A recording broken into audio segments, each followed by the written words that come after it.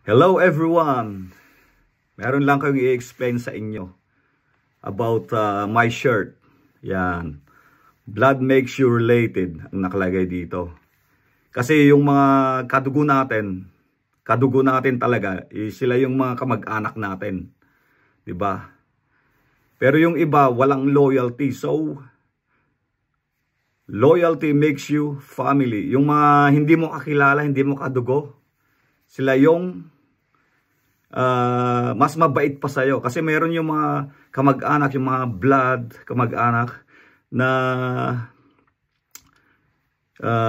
hindi close sa'yo. Sila pa yung naninira sa'yo, nambabash sa'yo, ganon. Diba?